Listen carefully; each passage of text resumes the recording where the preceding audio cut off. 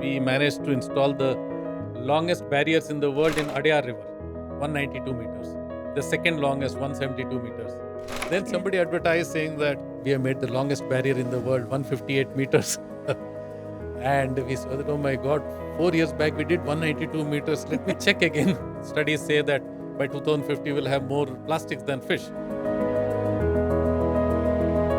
The first day we put a barrier in one of the rivers. Next day morning we saw a big patch of yellow packets. Now it is all standing on the barrier and the whole place looks like a yellow island. The river can't cure itself. I follow a couple of accounts, like there's one called the Global Ocean Cleanup. There's one called Sungai Watch in Bali. The Ocean Cleanup is doing a lot of pioneering effort. They were the first to go into the ocean. My wish list with them is they start using renewable energy. Sungai Watch, I watch with a lot of interest. My wish list, I have told them also, don't jump into the water. We will help you to remove from the side. What are some of the major pollutants you have seen? I have seen a lot of waste from this slaughterhouse. We've seen refrigerators, you've seen mattresses, you can see cots. So how many barriers does India have? 40 of ours, there may be few others. Tawang Valley, we have got a couple of them in the mountains. And the other end we have in Tuticorin. In between we have the longest one in Adyar. Then Goa, we have installed one. Gorakhpur in UP we have installed. You see advertisement, people say we have made something that can be seen from the sky. And I said, okay, this also can be seen from the sky, for God's sake. Next 10 years, I may be able to clean most of the rivers in India, water bodies. So what made you, want to do this? When you go to different countries, somehow your identity is always there on your shoulder.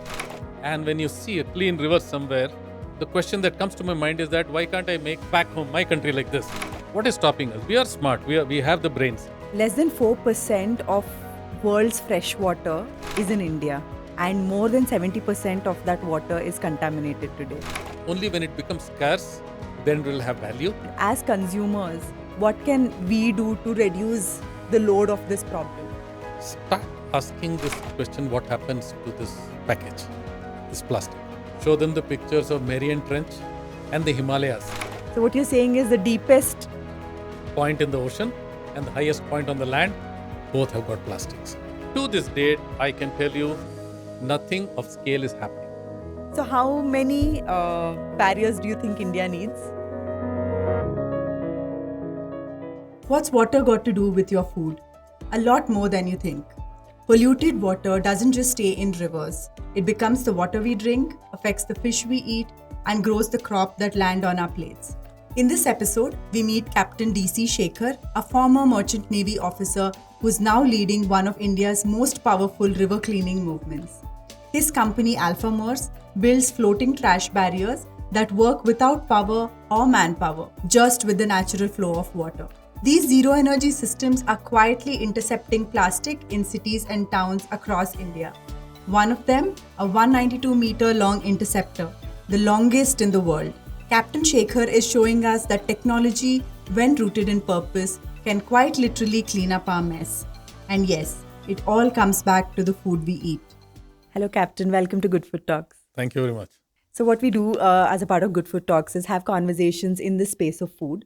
There are different people from different walks of lives who are doing some work which in great ways impact the food that we eat. And hence we've been having multiple such conversations over the last 8-9 months. And very happy to have you on the show today. Thank you. Water is, we take it so much for granted. Right. We think that it's always going to be there, but we don't really, I think, give it that importance or that thought that it requires on a day-to-day basis. A great way to start this conversation for us would be for you to tell us the kind of work that you have been doing in the space of water, and then we can go deeper into the role of water in the food that we eat and the water that we consume itself. Right. I don't know much about food, except the eating part of it. But let me tell you what I do with the water. Let's say I tell you about the journey of plastics, let's see. You have a plastic packet which is lying around on a road. Let's see, somebody has dropped it or been careless or just by mistake. And it is running here and there with the wind. And then the first train, it is carried to the nearest drain. I call that fugitive plastics. Why? Because it has escaped the formal collection system. Trust me, no municipality in the world can sweep every inch of the ground. So it needs a little discipline from the people and also the infrastructure by the municipalities. Anyway, once it reaches the drain, it starts on a long unidimensional journey from a drain to a bigger drain, from there to a small stream, a bigger stream, to the river, and then the long river passage until it reaches the river mouth. This is almost unidimensional. After it crosses the river mouth, then it spreads on a two-dimensional sea surface. And then for a few months and years, the waves keep beating it up and it breaks into microplastics and it goes down the water column to the depth of the seas. Today, with our current technology and capability, I can tell you that taking it out from the depth of the ocean is near impossible as we stand today. Maybe my grandson or your grandson, even later, will do that. But as of now, it's a thankless job to try to take out from the depth of the ocean. The sea surface, uh, we there have been some attempts, but not to scale. This year, we plan to go to the open sea and sweep the surface plastics. We will not go to the middle of the ocean. We will be going to the coastal water where there's high density and using a lot of renewable energy. We have developed technologies in renewable energy, ocean energy. We'll be using that for a low carbon footprint removal of those plastics. Now, if you come upstream, we have installed in many rivers, we have installed our floating barriers. We have made floating barriers that has got a very low drag force. Drag force is something when you put your hand in flowing waters, your fingers feel a certain force. That is a drag force. So when you put something in the water, if you want it to withstand more flow of water, you should keep the drag force to the bare minimum, but still arrest the plastics, microplastics. So we made that with a very high tensile strength, 26 tons. So this drag force is incidentally also exponentially connected to the speed of water. So as it gets a little faster, it really challenges the strength of the barrier. So we have designed that lowest drag force. We managed to install the longest barriers in the world in Adyar River, 192 meters. The second longest, 172 meters. Why we could do that is because we kept the drag force very low because of the design. So we are able to stop this solid waste which is going in the river. We have a simple principle in flowing waters: never spend a drop of fuel to arrest the plastics. The flowing water will bring all the floating matter to right where you have decided to collect it, free of cost. And then just be smart where you choose these locations where the downstream end vehicles can come and take it all away. 2015, we tested this here in Bangalore. And then 2016, we installed a single barrier near Etiraj College in Chennai. It's still, when I go back, sometimes when I feel nostalgic, I go to the Google Earth and scroll the timeline back, and I can see my 2016 installation over there. So it doesn't use a drop of fuel, collects everything, brings it to the riverbank. No interceptor boats, no boats, no crew, nothing. 24/7, it will arrest whatever is going. And then from the riverbank, you can collect it and take it away. Why should we, worry about plastic getting into the ocean? So, from what you've said so far, my understanding is that we are creating barriers to ensure that the plastic, which is somehow the fugitive plastic, which is somehow gotten into the river, does not get into the ocean. Why is it important that we do that? Now, if you see, we remove it from the river, it's a doable thing. Why is in the river? Is because once it crosses the river mouth, it becomes a very thankless job to go on the ocean surface in two-dimensional spread to collect it. We can forget about even going inside the sea. Now, if this plastic goes to the sea and breaks up and starts going down the water column, a lot of fish mix it up for they consume. It goes into the food chain. And once it goes into the food chain, it is bad for the fisheries, it's bad for the humans who consume those fish. And the problem goes up the chain after that. So, to keep the sea free of plastics, it's a very big sentence I am saying because studies say that by 2050 we'll have more plastics than fish. I don't know how much of primary data they have, but it is an alarming situation. And to this date, I can tell you nothing of scale is happening. We are all discussing the problem. People are aware about the problem. There's a lot of talk going on, but on ground, very little is happening. But like I mean, I follow a couple of accounts. Like there's one called the Global Ocean Cleanup. I think they're doing a lot of work across the globe. There's one called Sungai Watch in Bali. Yes. They also seem to be doing similar work. Yeah, there are a lot of pioneering efforts. Ocean Cleanup is doing a lot of pioneering effort. They were the first to go into the ocean. But my wish list with them is they start using renewable energy to move their sieve through the water. They got the sieving right. They're able to sieve through the water.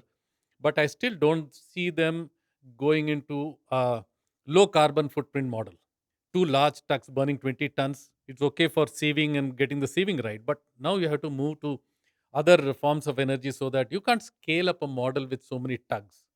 The shipping industry will not spare so many tugs for you. Forget about the consumption of and the burning the furnace oil. So they have to move on, but they have been pioneering as far as the ocean cleanup is going to the ocean and cleaning is concerned. Sungai Watch, I watch with a lot of interest. Very, very spirited bunch of people. Only my wish list, I have told them also, I have communicated in their social media page, don't jump into the water. We will help you to remove from the side. It's part of their positioning. I think they jump into the water, which makes me a little uncomfortable. I say, don't have to do that to clean it up. Yeah. Basically, these are the people. There is one very interesting case in Baltimore of he's got a wheel and a conveyor. He's parked in a river and then they pick it up. They don't move around. Yeah, these are the efforts. Basically, these are the main people. So what made you, want to do Uh, this? Late 80s and early 90s, when you go around, I was a merchant navy officer and later a captain. When you go to different countries, somehow your identity is always there on your shoulders. And when you see a clean river somewhere, I don't know to go and settle there, to be very honest. The question that comes to my mind is that why can't I make back home my country like this? What is stopping us? We are smart. We have the brains. Why can't we do that? Technically solving problem, of course, I realized is the easier part. It comes naturally to me. But the whole ecosystem of the administration and the funding and all those things is a different animal. I have not tamed that yet. But we still have been pretty effective. We have done in 10 cities now. One end is Tawang Valley. We have installed certain barriers. Then in Tuticorin in Tamil Nadu. So Goa and so many other places. So we are doing our best. And I believe that we have to show the way with good technologies, good scalable technology that's very practical, low carbon footprint. And a lot of people in the world will co- uh, copy that. I mean, copy not in a very negative way, but the fact that they will also aim to make solutions like this or take from us and they will install, and we should be able to get a good handle on the problem. The main thing is the solution has to be to scale, and that's what we have managed to do. Problem is big. When you put a barrier in the river, within half an hour, it starts collecting such a lot of trash that 22,000 tons in a year is a very big figure. One side I can be happy that we have a problem that addresses this at scale. Other side we also feel that so much found its way into the water, and this is a tail end solution. And a time will come when this doesn't come into the water. These tail end solutions are not required, hopefully. Let's see. So the reason for you to get into this is because you wanted to see clean rivers back home. Absolutely, I still believe, maybe it's a foolish dream, but next 10 years I may be able to clean most of the rivers in Oh, India, water bodies. wow.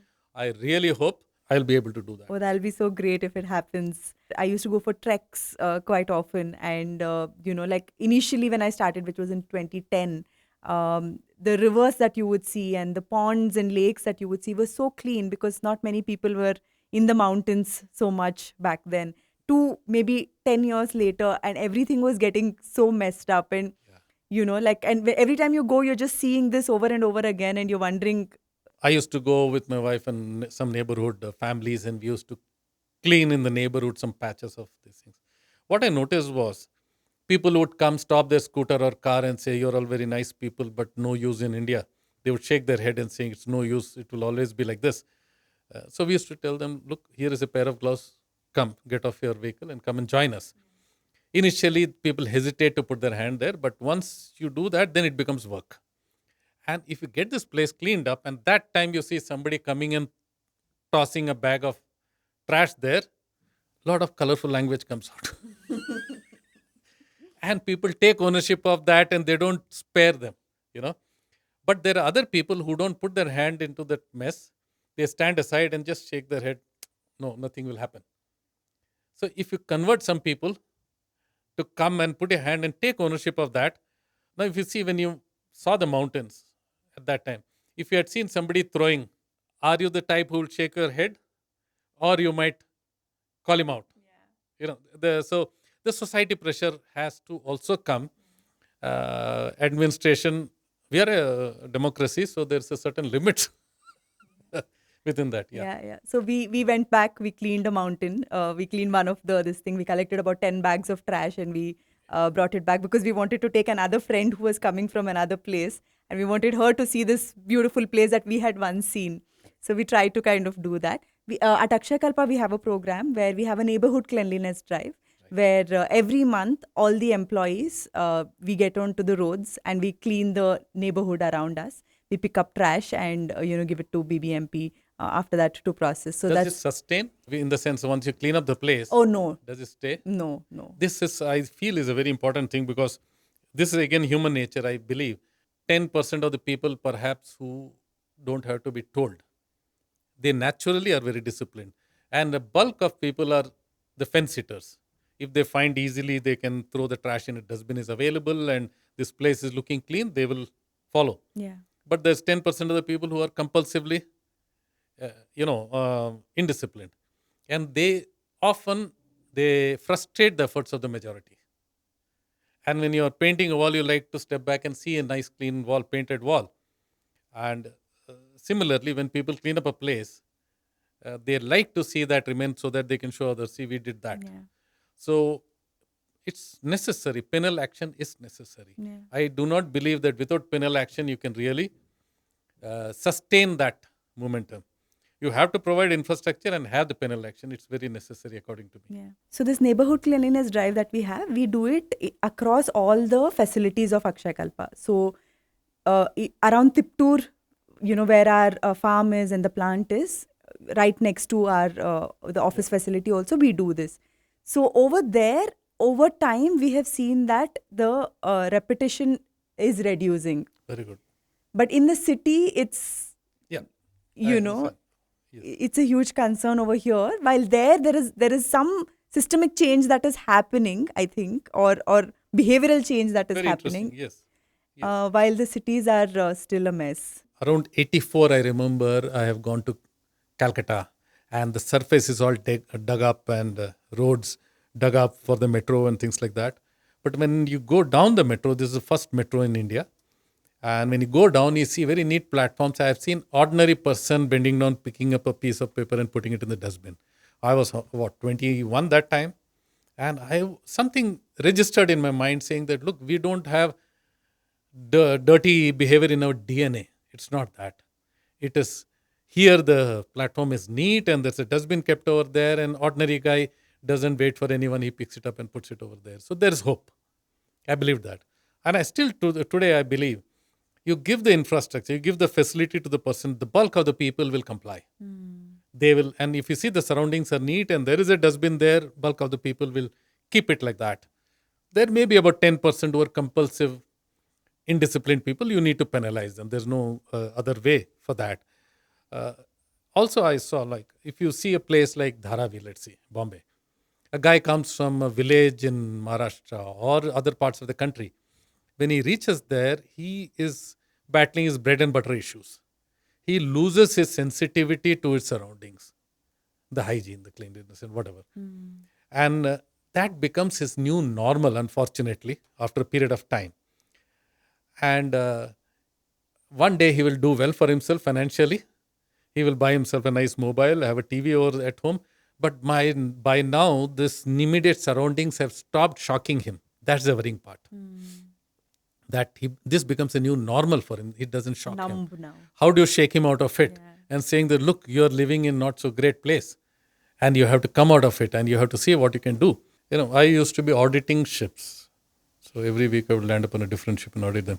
One thing I noticed was when a place deteriorates gradually, people do not notice that. It doesn't suddenly, overnight, it doesn't become bad. So you need a photograph of a place when it was freshly painted, neatly cleaned, and you need that as a reference and turn around to see, look, it has deteriorated from that level, what it can be. I also believe that if I clean up some water bodies and if the real estate price in that area goes up a little bit because people can see neat water body, they can see some fish, they can see little bit inside, and then it will catch on like wildfire. Yeah. Because today it seems to be an expense account.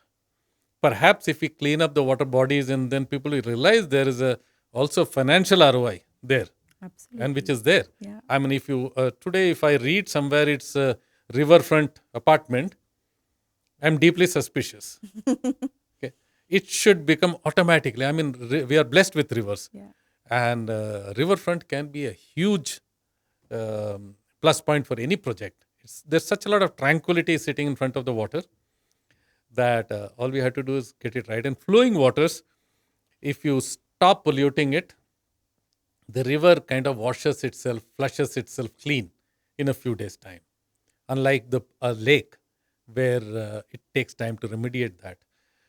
So all you have to do is stop polluting it, and the flowing waters will flush out what is there and clean. But as far as the solid waste is concerned, it's a lower hanging fruit for me. I mean, I think technologically, it's lower hanging fruit because I can stop and bring it to the riverbank and take it out of the system.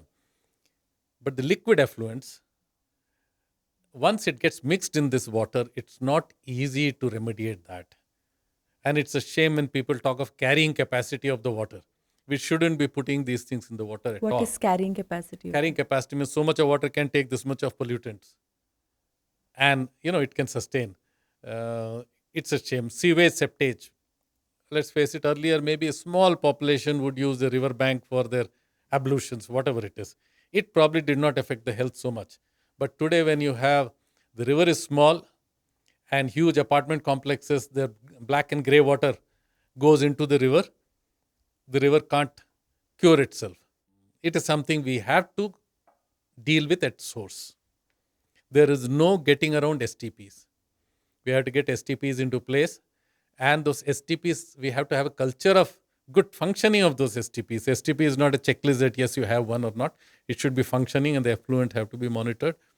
I do not see how a tail end situation downstream can remediate, because I'll tell you this, a small river, 50 meters wide, the flow can be 1 meter per second, a very normal flow. And a meter deep, that is roughly 50,000 liters per second. And I do not see any of these solutions talking of that scale. They are mostly academic and they are very small plants, and none of them can deal with this kind of water. So you can't really cure a river. Once it is mixed in a river, it's gone. At the source, you need to control all these things. You have to give some land for pondage, as we call, slow down the velocity. Floating wetlands is a very good example where you do not require electricity, you do not require fuel. And hydroponic plants placed on them, they will absorb the pollutants, or nitrates and phosphates in that. My biology is not very good, so I'm giving very surface level information. They will absorb that and cleanse the water. But you need slow moving water and a lot of those roots to be able to effectively do some cleanup. There was a recent research, I think, which spoke about the fact that less than 4% of world's fresh water is in India, and more than 70% of that water is contaminated today. What that means is God has been very kind with a lot of extra buffer to us. We have exhausted that and the alarm bell has still not rung. And only when it becomes scarce, then it will have value. That's when we will invest in protecting that. That's when we'll invest more in generating new sources of water. We are a tropical country.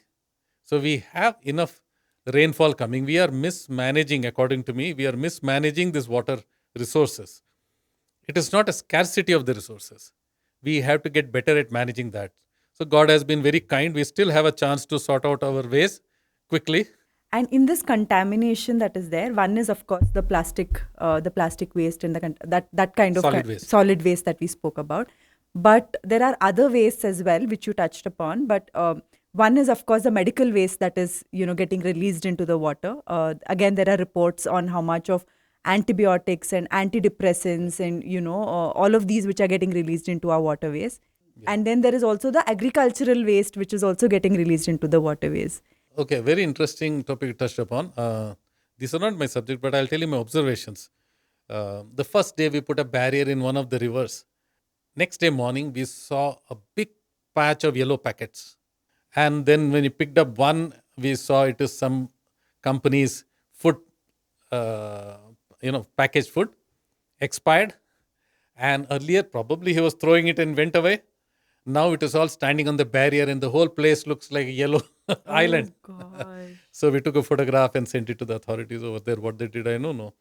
But now there is means to be able to prosecute, means to collect evidence, means to prosecute with all these barriers and things like that.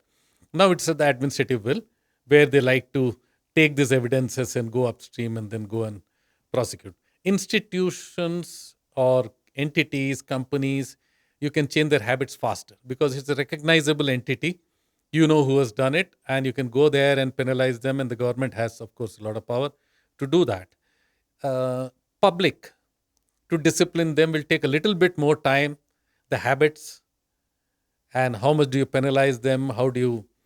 It will take a little bit more time. But as far as industrial pollution is concerned, I think it is easier for the government to pick up the signs, identify that, and because government, when it's dealing with an institution, there's a lot of power they have to penalize. And the policy right now says that you need to have an ETP within your factory and ensure that none of these things get released into the waterways. Right? Yes. See, it is to some extent according to the scale.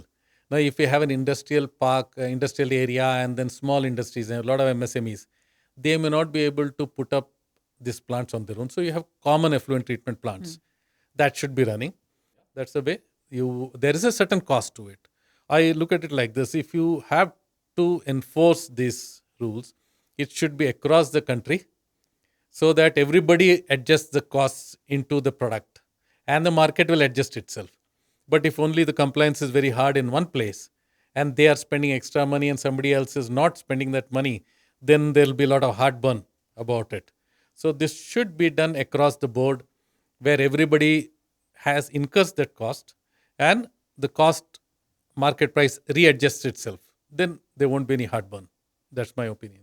So, when we are speaking about organic farming and we do a lot of work with soil. So for land to become organic, it takes about 3 years. It's a journey where, Right. there's a churn happens in the soil and all the pesticide fertilizers leaves the soil. Right. And now, like this, with this whole discussion that we are having with water, I wonder how much of pollutants the water is bringing in, which is going into the soil, which is growing the food that we eat. A long time back, I was in a seminar. I was there. I heard about farmers getting cheap fertilizer and a lot of electricity, which is there's no cost to it, or maybe minimal cost, and there's a runoff into the rivers. So this extra fertilizer is not helping the river health; it's polluting it. When you say there's a runoff into the rivers, I did not understand. Means the extra fertilizer Okay. with the rain and the water. So if you use borewell more and then extra fertilizer is getting carried, Okay. it's not actually going to not necessary, more than necessary. That will it will take the fertilizer down into the nearest river. And there it's a pollution for the river. It is a problem. You have to deal with it in a more holistic way, because the farmer needs to get enough fertilizer for his use, enough power for his irrigation purpose, and not have too much of extra that it runs down to the river. So this is not my area, as I said, but I see this is the basis of the problem. The runoff should not carry these fertilizers into the river. What are some of the major pollutants, or who are some of the major polluters that you have seen from your experience of putting these barriers and I have seen a lot of waste from this slaughterhouse. We've seen refrigerators, you've seen mattresses, you can see cots, anything that floats. What they throw, it doesn't float, it stays, it goes down. But whatever floats practically comes there, furniture, all this kind of things. Once you have these barriers, you know that between this barrier and this barrier, it is those very people who are living next to the river, these are the people who have done. So someday, if you want to do community policing or community penalties, the evidence is getting collected here. Brilliant. Yeah, but then it depends upon the administration and yes, the structure of the government, whether it is based on voting and democracy, and there are a lot of other considerations. So, but you have the basic evidences will be available in these things. And right now, the invisible waste that we spoke about, which is, you know, the medical waste or the agri waste, there is no way to kind of get rid of these once it has entered the waterways. It's very difficult, according to me, to remediate the water. Once it is mixed with this, if you have, let us say, 100 liters of such waste, once it goes into a river, we are talking of 50,000 liters per second. So how do you take out this waste out of that? It's mixed. And you have to do a source control of these things. It could be anything. You don't have such problem with oil spill and those kind of things because they float on top and they can be separated out of the water without much difficulty. But what is mixed in the water column, to remediate that, there are certain ways, certain coagulants, certain things. There are other measures, but none of them that can deal at this scale. So you keep reading a couple of solutions every week in the social media that he brought a miraculous thing. He is going to change the world with this solution, all of that. But none of them I see is ready to work at that scale. It's near possible. And the RO that we use at home, does that kind of solve for it? See, one thing I can say is we plan at some stage, we have developed ocean energy, how to harness ocean energy. Ocean energy, there are two ways you can do that. One is, the popular method is to pump fluids with the wave action. Other one is to rotate a shaft. When you rotate a shaft, that's useful energy. Even you pump fluid, that's useful energy. So I intend to use this in a couple of years' time to produce fresh water, because an RO requires a pump, good pressure to pass water through a membrane. I don't believe in this water will be potable. I do not believe that. But this water will be definitely useful for a lot of domestic usage, for good use, maybe even bathing category and things like that. It will be very useful. So we intend to use this ocean energy, and with RO filters, we will produce fresh water. This is my bucket list. Maybe in a couple of years' time, we'll do that. Awesome. Yeah. Interestingly, on the ship, we produce fresh water, even up to 25 tons a day. We use the waste heat from the engine. It's very interesting how a ship manages its the energy. The engine cooling water comes out at about 70 degrees centigrade. That is used to boil salt water by creating a vacuum. So at 50 degrees, this salt water will boil off because there's vacuum on top. And that is again condensed by the seawater and converted into fresh water. So you have fresh water. Though we do not use that for potable purposes because it has lost certain minerals. It doesn't have that. It's not fit for potable purpose, but it's very good for domestic, for bathing and other purposes. So we generate a lot of fresh water there. And the water is heated by the exhaust of the boiler. So very hot exhaust is going up in the funnel, and then the boiler tubes are there, and that heats up our domestic hot water requirement. So the energy efficiency is very well maintained on a ship.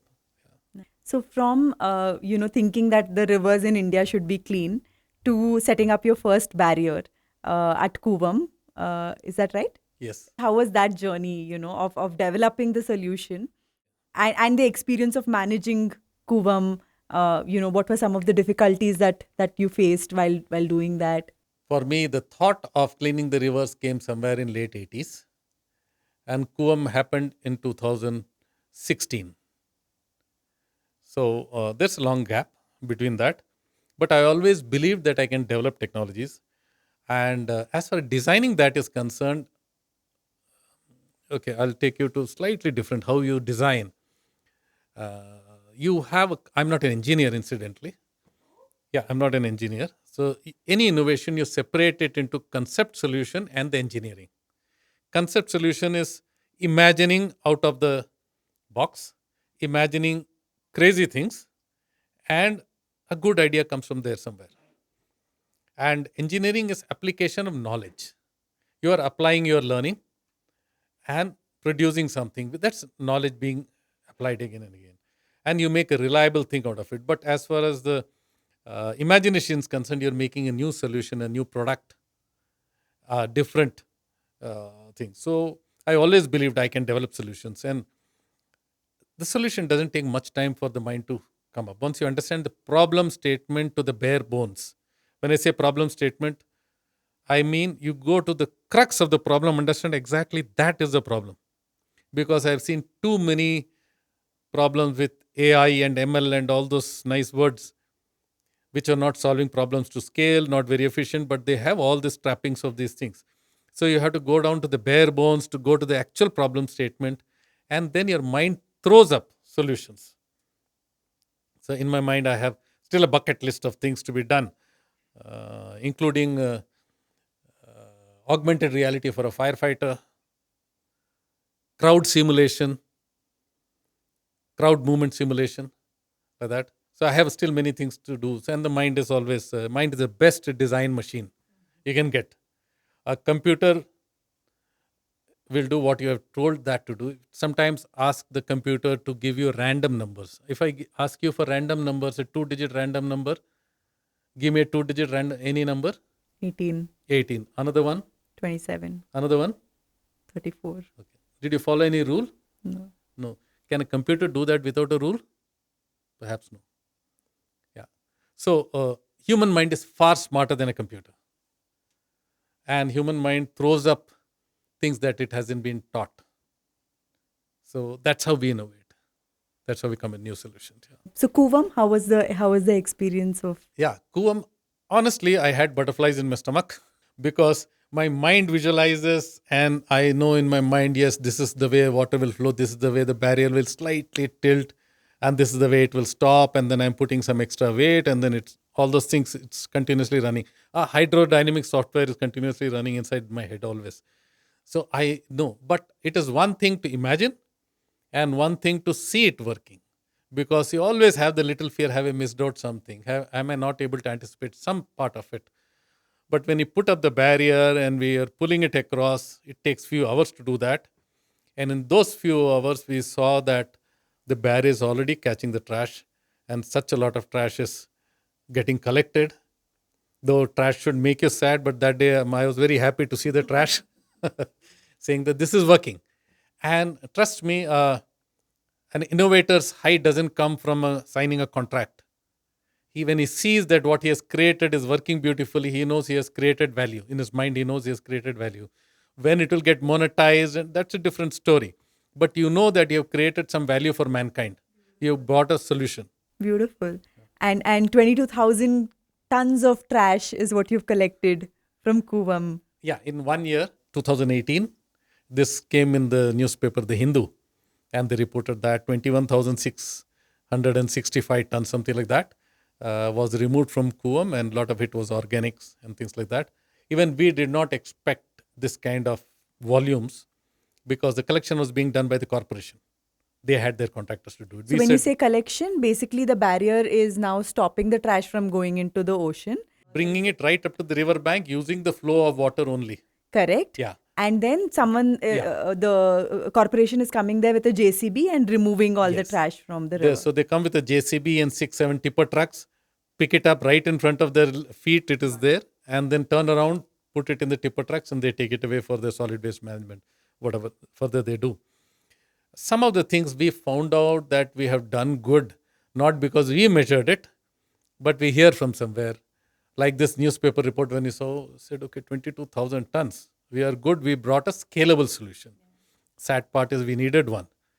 Then one day we found that you go into Google Earth. I suddenly became curious, saying that let me see that spot. And you see the spot, you can see your barrier neatly over there.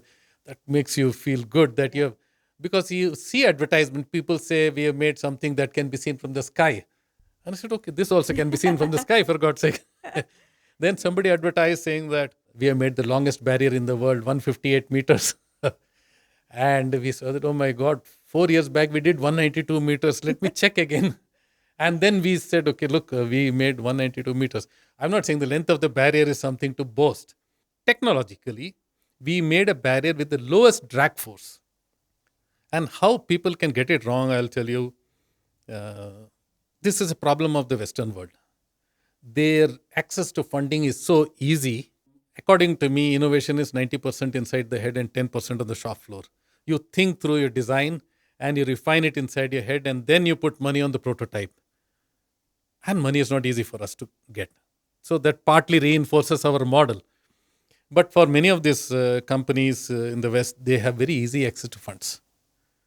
So they do not apply their mind very much, I suspect.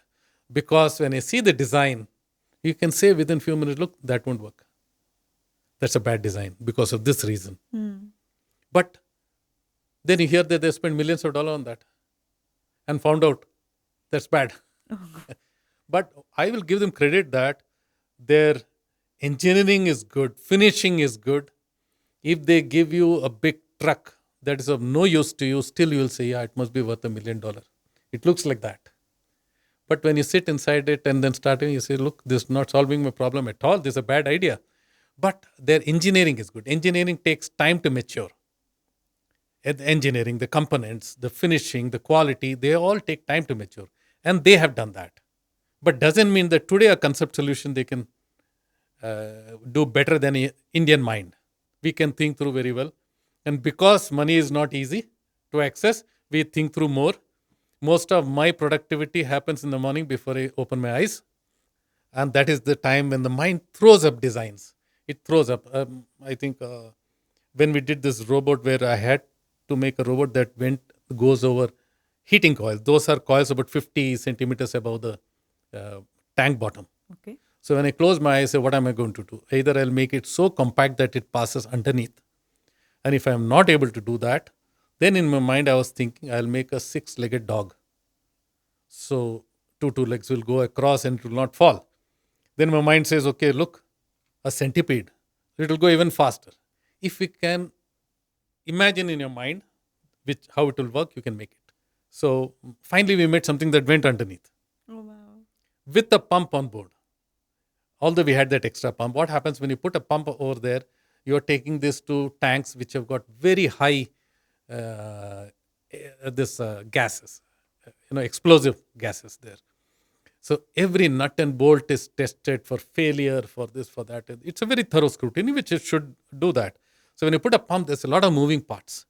Scrutiny is there so much more. So we are the only guys who put a pump on that, and we got it certified. After a lot of hard work, every nut and bolt of that is certified that it won't accumulate static electricity, and so many things are there. So the mind always throws up the best solution you can imagine. Then you scribble that design, the concept design, and then give it to the team, the engineers, the drawing, and all that. You prepare a fabrication drawing. After that, they take care of it. They have knowledge. They know how to repeat the designs. Okay, this is what is required. Okay, what is the size? All those things. They will take care of that. So the concept design is what is giving you the value. What makes one design different from the other design. And in our case, because of the fund issues, we may be brilliant. We are brilliant. But the finished product may not look like a very high product, high value, because the production values are not very high. Yeah. So it's okay. But it does the work. It does the work. For that, okay, my wish list is the next generation of Indians should be able to say confidently, look, we have got a very good brain and we can design things better. What we design is as good as any design in the world. Currently, the brand value of the Western companies, Western world is very good. People blindly believe what is coming from the West is unquestionably the latest, unquestionably the best. That's not the case. Yeah. There is a proverb that if I tell you there is 4,038,533 stars in the sky, you will believe it without batting an eyelid. But if it is written fresh paint, you have to touch it to find out. That's how it works.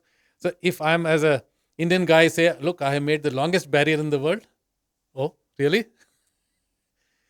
As sometimes people come with me in front of the river. They say it's a good technology. Oh, where is it from? I say, what do you mean, where is it from? It's from India, Bangalore. I have made it. Oh, reverse engineering, is it? No, it's not reverse engineering. There's nothing comparable in the world. This has come from here. And they're too polite to tell me that they don't believe me. Okay. They'll walk. I want the next generation to believe that we are as smart as anybody in the world to think through and come up with the best solutions. So how many barriers does India have? 40. Wow. 40 of ours. There may be few others. Yeah, 40 of ours. And what parts of the country are these barriers in? Tawang Valley, we have got a couple of them in the mountains. A different model that can float and sit down again on very uneven things. And the other end we have in Tuticorin. In between we have the longest one in Adyar. Then Goa we have installed one. Gorakhpur in UP we have installed. That is to stop large patches of hyacinth to come inside a lake. And we are continuously making newer models because when it comes to tidal stream, it has a different requirement. Working in river is not easy. You cannot get a floating crane over there because these are all inside. You can't bring a floating crane from road to these places. So you middle of the river, you have rocks. Things get stuck there. There are crocodiles. There are crocodiles over there, snakes over there.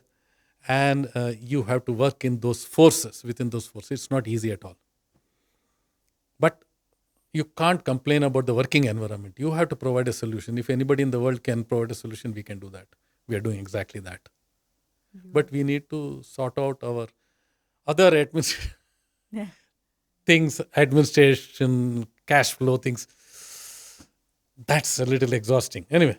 What's the problem of Goa? The rivers of Goa. Is it a unique problem that Goa is facing? Not really. Goa is in fact one of the cleaner places. Okay. Yeah, it's one of the definitely cleaner places. And they have the rivers and streams going into the Arabian Sea. We will be putting up these barriers and stopping all plastic because they are very conscious about the fisheries on their coast and their marine ecology. There's a lot of thought process that goes on there. So they want to stop all this. So that's a very nice place to go and work because they appreciate the effect what of this. you're protecting. Exactly. Yeah. Yeah. And usually such projects are funded by the government. Is that? Funded by government now, by CSR. Big corporates are coming forward to support this. We have not yet gone into the plastic credits yet. Maybe we might get into plastic credits later. So we were speaking about this before we started. As consumers, what can we do to reduce the load of this problem? As consumer, start asking this question, what happens to this package, this plastic? Right now, you may not have a choice to switch your purchase. But once you start asking questions, then the corporates will start getting aware that this story matters. Then you see that they are promoting, good practices. They are advertising good. When they start advertising good, healthy practice, you know that the message is slowly sinking in, and they will seek that. What happens is many retail beverage companies and all that, they introduce a lot of plastics into the environment because that's the easiest way to, logistically, it's very easy for them.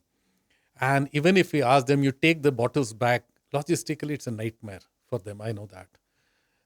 But when the society starts demanding, they start trying to be plastic neutral. They'll say, okay, I put this much into the environment. I'm removing so much from the environment. Not my bottles, but some other plastics. Fair enough. That's a very good start. That when they start removing certain amount of plastics from the environment, the overall load reduces. And to facilitate these things, the plastic credit kind of models helps. That the plastic credit will obviously chase wherever it is most polluted and cheapest to write the plastic credits, to remove this plastic, where so much of plastics there. So in some ways, it's a very nice balance in the system. Of course, there are certain points where you can criticize plastic credits. That's different. But I think overall, it's still a very good system. And is the river plastic valuable? Is there value? Not much, because it is contaminated when it comes closer to the river mouth. It's seawater, and we must look at it as a cost head today. This will not fetch much value. So you have to worry about how to dispose it. And when you look at the economic value instead of the financial in the revenue model, then it makes sense, because the same plastic, if it goes into the ocean, into the depth of the ocean, the amount of money you have to spend to take it out will be fantastic. So compared to that, if you're taking it out here, it makes a lot of economic sense. Yeah. So do you also do lake cleaning? Do you have barriers for lakes as well? Yes. Let's see. What are the problems you have in a lake? You have a lot of hyacinth, usually, weed on the surface, and trash coming in. And you have this grey water and other sewage ingress. That causes water quality problems. So what we do is, in the lake inlets, normally in the middle of the lake, you may not find flow. In the inlets, you will have a flow. You normally have a lake. If it is not entirely rain-fed, you will have a stormwater drain feeding into that. And trash would come from there also. So you put what we call as a garland around it, a semicircle of this barrier. And it all stops there, and a vehicle can come right up to that and take it away. So you do not have the trash coming into the lake anymore. It doesn't come and spread. But the water quality is still poor because of the grey water and black water which is mixed and coming, and this hyacinth which is floating. So we have something called tandem sweeping. That is, we have developed 2 water jet propelled boats. They don't have propellers. That doesn't get entangled in the plants. And very low draft. So that can go to the edge of the lake.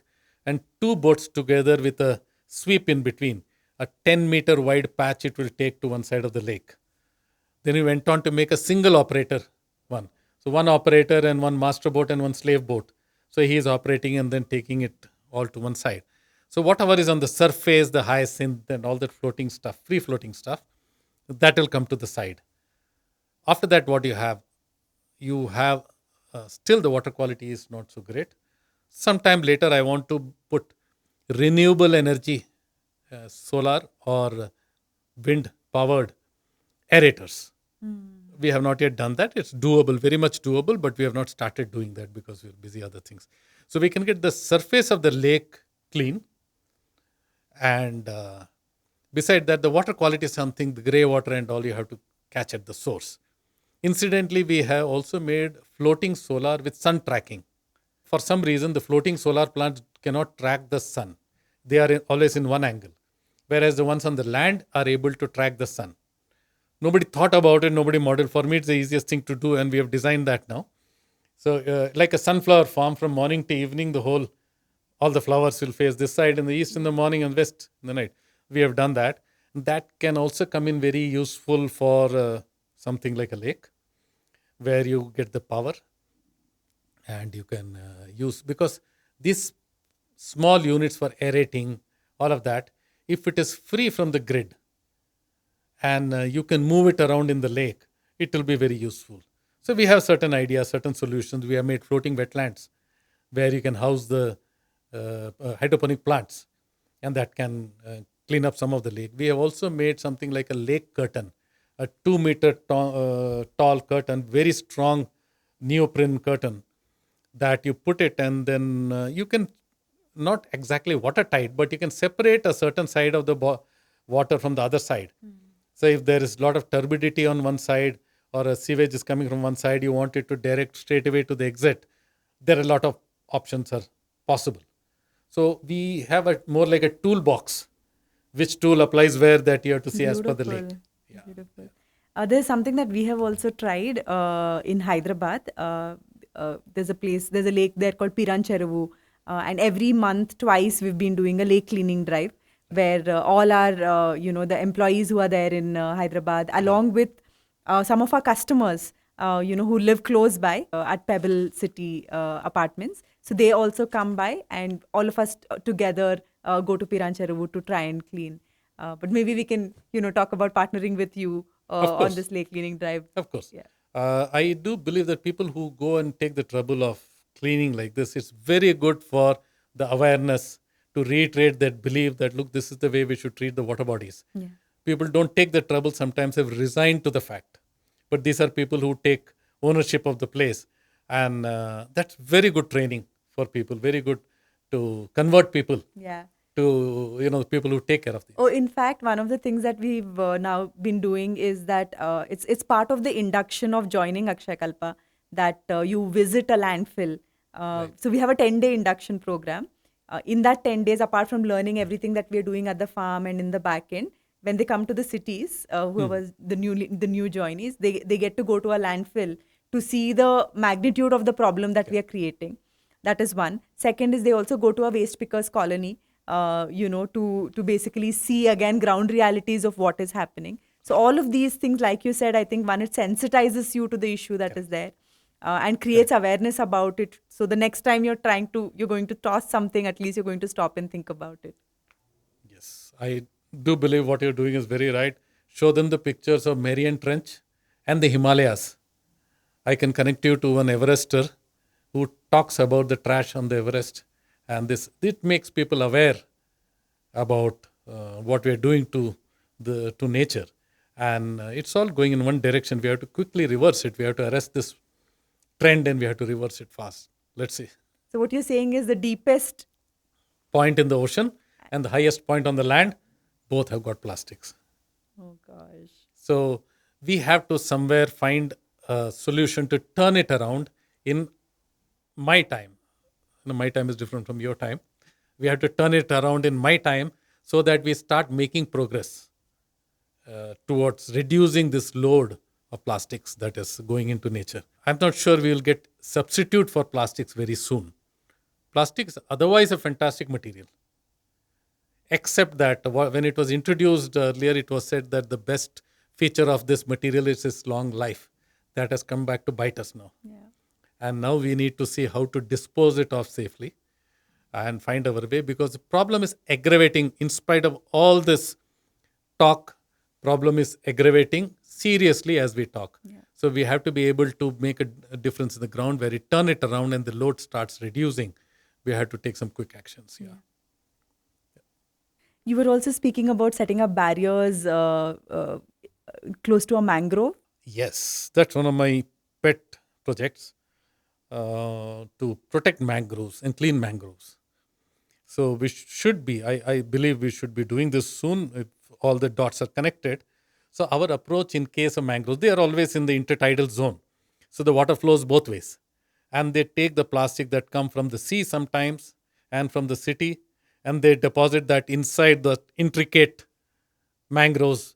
And we do not believe we should let people go inside that to clean it up, because when they go there, sometimes they'll stamp and they'll push the plastic into the ground. So our approach is to put the barriers at both ends so that no fresh plastic enters these areas. So that means no fresh plastic is going inside. And every tidal action, some of the plastics will definitely float and come out. And that we use, I didn't mention about our tandem sweeping system, is basically water jet propelled boats sweeping 10-meter wide patch of surface trash. That will sweep it out. So I think in 6 months' time, as each tidal action brings out the plastics, we'll get most of the plastics out of the mangroves. When we were speaking about plastic credits and manufacturers taking responsibility for it, there's one program that we have at Akshayakalpa where we take the plastic back from our customers and we recycle it. We call it Let's Give Back the Milk Pack. While we do a lot of good work at in the back end, where the farm is, we felt like we were still contributing to the plastic problem. And so we started asking consumers to give the plastic back to us. And we were able to collect it from the source, which meant from your doorstep. So because we have our own app, we come to your doorstep every single day. We were able to collect it back. So about 50,000 kg of plastic our customers have given back to us. Fantastic, actually. What you're doing is fantastic, because I have a great respect that you didn't think of it as a logistical nightmare. You made a model. I know it's not easy, but you are doing that. And you've given them a very easy method to comply with it and get all the plastics back. I mean, not many companies that I know are taking that trouble. So a great respect for your company that you're doing it. Yeah. And when we give it back to the recyclers, one of the things that we hear from them is that, like milk packets are one of the most difficult to deal with because they stink, because the milk Yes. is, Yes, it's spoiling in the packet, and nobody gives it back clean. Correct. And when they're getting back milk packets from our customers, they're coming in a clean fashion, and so they're able to recycle it also responsibly. So I think solutions exist. It's just, I think we need to See, have there's a the little extra effort, little extra cost, and if you feel that you should do it, that's comes from the topmost management. I Yes. feel they say, look, we must do it. Never mind, it's a little bit more cost to us. If they are committed, then technology will follow. It will absolutely. make Yeah. things easier. But that commitment always comes from the company, their own ethos. Yes, I mean, yes. in this your case, yeah. Yeah, I was again reading a case study where, somewhere in Japan, apparently they have this system where, for example, when you're buying a television, and let's say the cost of the television is, let's say $5,000, Dollars. and you pay $5,500. And once the life of the television is over, you bring the television back, and I give you that $500 back.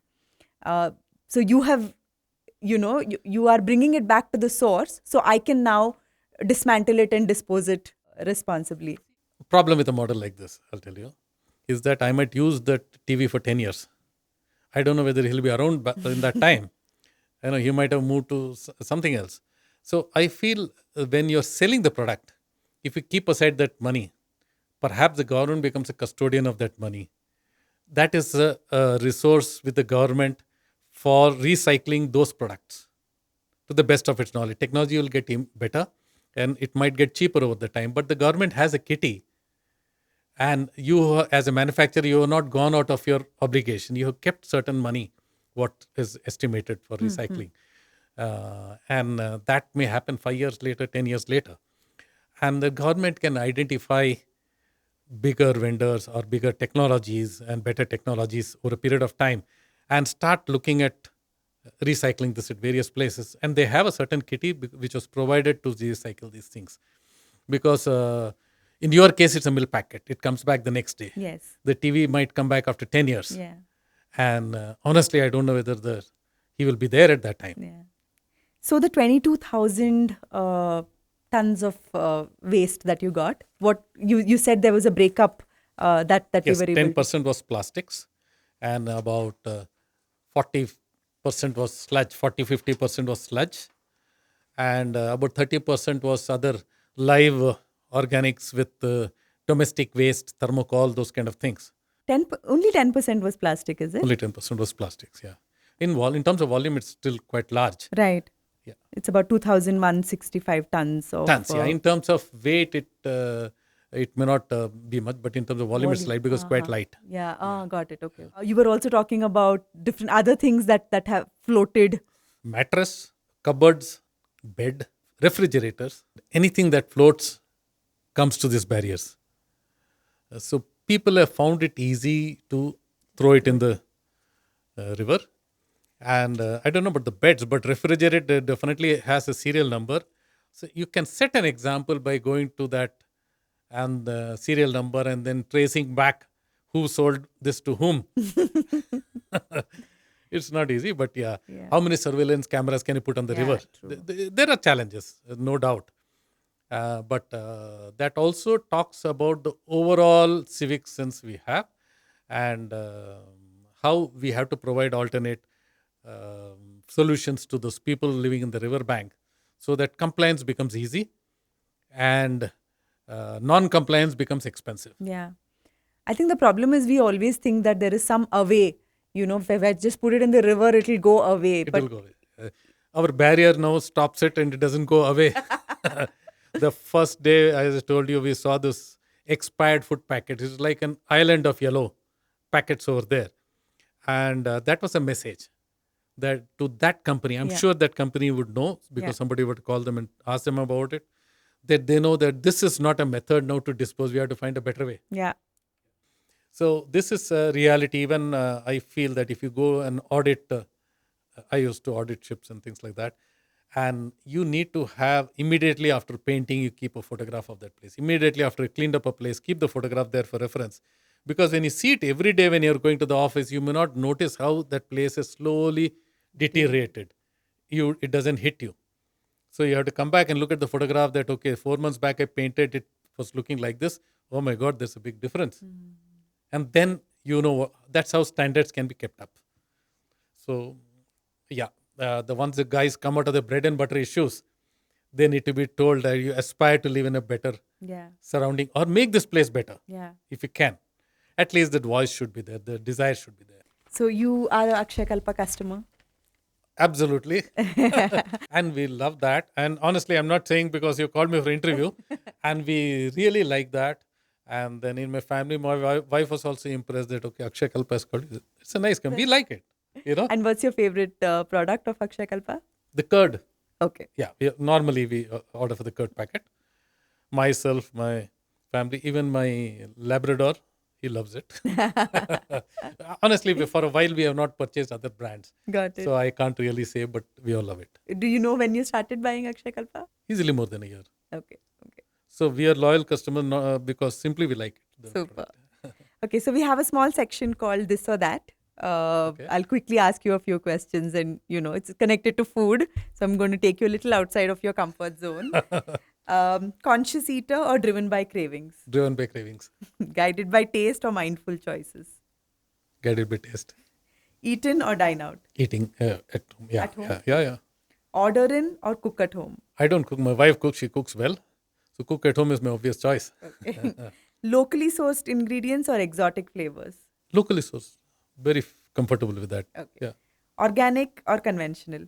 I'm conventional and I want to go to organic. And we are slowly going down that road. Yeah. Know my farmer or know my brand? Know my brand. Snacking throughout the day or structured meals? I'm not much for snacking. So it's Structured. Fresh food or processed? fresh food. Anytime. Anytime. Okay. I'll interrupt you for a minute. On the ship, when you take provisions in the port, you're suddenly seeing some dhania. That's such a luxury. And the fresh provision that come. Then when you sail on a ship for 30 days, before reaching some place, you're opening tinned sardines and tinned.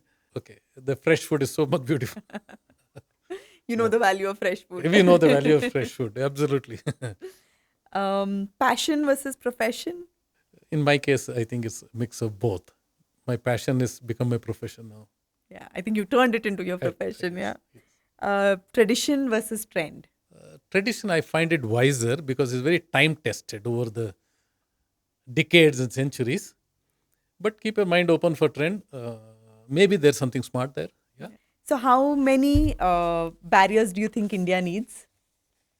Hundreds, definitely few hundreds.